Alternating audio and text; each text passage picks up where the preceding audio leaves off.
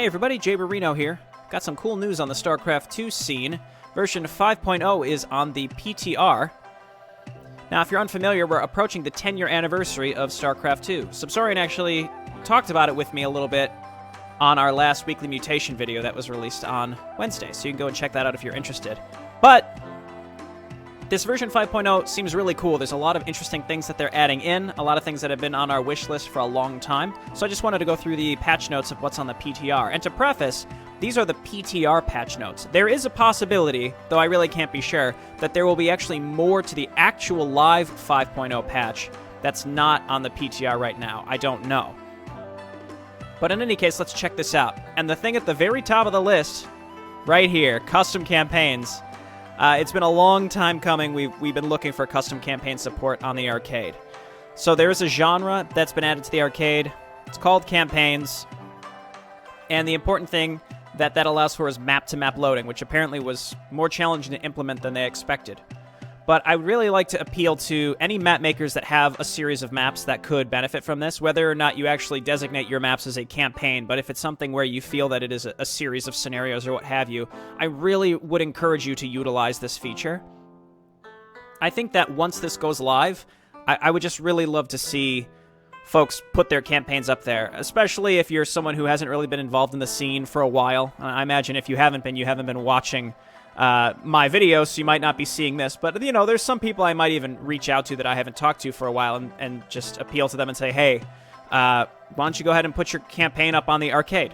You know, as long as that you can fit your maps within the space limitations, I think that this would really get a lot more exposure than sitting on SC2 Mapster. You know, have the local copies available on Mapster, but if you can use the arcade, that's going to increase visibility of your projects by so much. Even if you made a project years ago, I think it would be great to get these up on the campaign. So I'm going to be doing my part to try to reach out to some creators who may not have been around for a while. It would just be lovely to see all of the best campaigns that I've played get put up on the arcade for more people to find and play easily.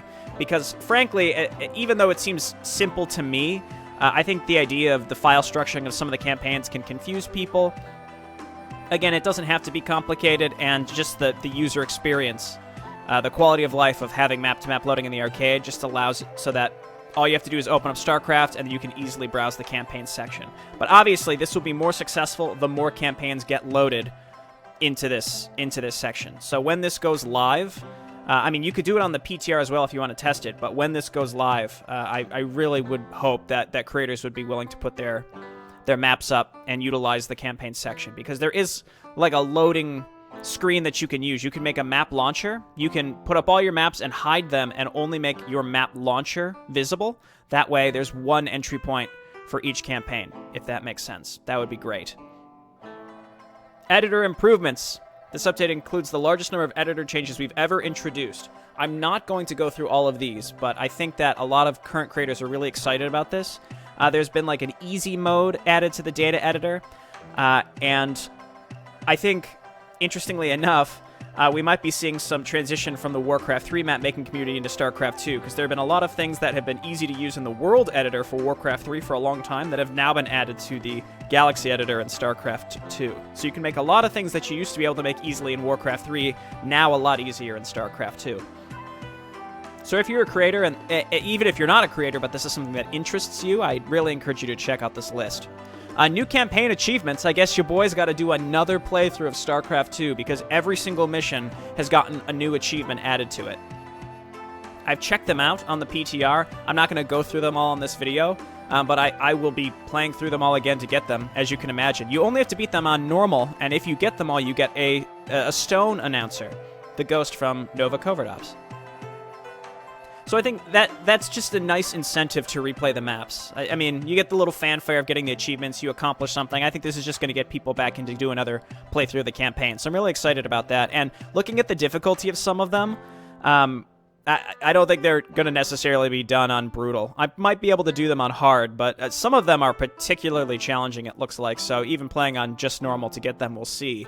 But probably will default to Heart and try to get through them. Countdown start timer, not big into the PvP scene, but I know this is something people have been asking about for a long time. It just makes sure that people are synced up properly when a game gets started, and kind of gets out that initial lag period when the map loads up and just gets everyone out started on the same foot.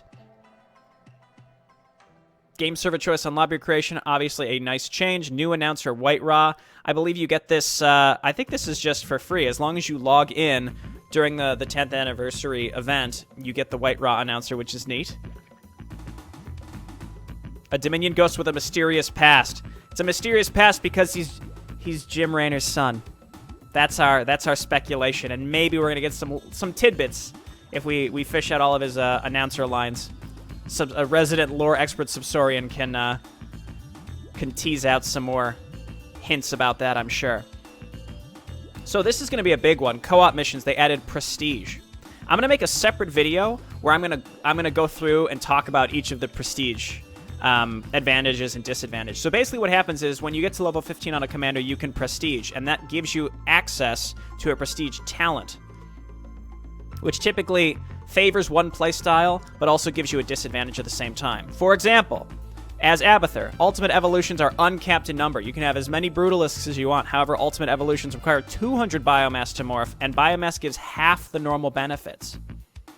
So what that means is you're basically going to have to go all Brutalisks and all Leviathans, and your other units won't become nearly as strong. So it's actually going to be harder to keep them alive because they're not benefiting from biomass in the meantime to get them up to that. But that's obviously very strong. For Alarak, when a supplicant dies, it will permanently increase the damage and attack speed of one of Alarak's nearby non-heroic mechanical units. So I guess that's just his ascendants, right? What other... I mean, other than other supplicants, what other non-mechanical units does Alarak have?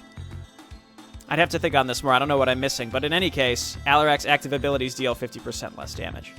Dahaka Broodbrother. Dahaka gets a brother. However, they both have a little less life.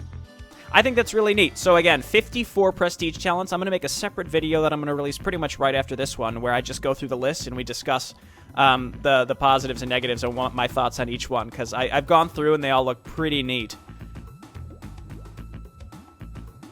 Okay, and then we've got some updates here. I'm not too keen on going through these. I just wanted to talk about the new features. I guess a big thing here, like Han and Horner, when you get the Interceptor's Hangar Bay upgrade, they now heal when out of combat, so that's just a nice little quality of life. Buffed Hellions, buffed Hellbats as well. I think those units, most people just make tons of Reapers and then Horner units.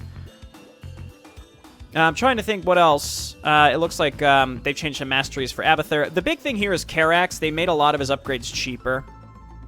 I think that's really important, because Karax, especially because they remove the mastery where his units are cheaper. It's just, he's so expensive to build anything except defensive structures. I think it's good that they reduce the cost of the other stuff here. I think that's really, really good. They increased the Royal Guard Imperial support for Mengsk. I think that's something a lot of people have been asking for, because the meta for Mengsk right now is just build intercessors really, really fast and set them up in your mineral lines. Just rush to those, because otherwise your Royal Guard units are not really an option to build Imperial support. But now, I think this is pretty significant. This is a pretty significant bonus, I think. All right.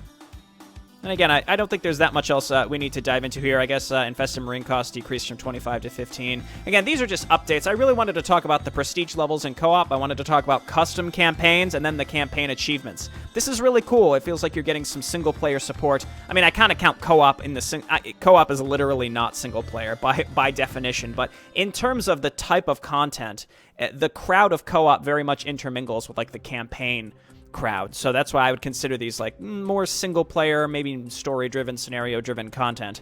And what we see here on the PTR is really supporting that specific aspect of the scene, which is what I've been involved with on my channel since I started on it. How long has it been? 7 years at this point. So this is just very exciting to see such a large amount of content being put out for a game that's 10 years old now. Very exciting. Okay, well, leave your thoughts below. I hope this was informative if this is something you hadn't seen yet. And I'll see you in a little bit. I'm going to be talking about the co-op prestige levels. All right, see you.